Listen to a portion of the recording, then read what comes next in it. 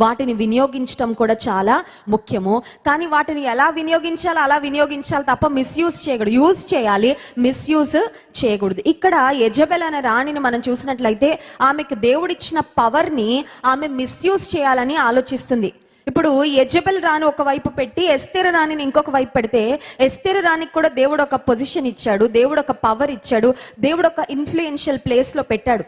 ఆమె వెళ్ళి రాజుతో మాట్లాడితే పనులయ్యే అవకాశం ఉంది.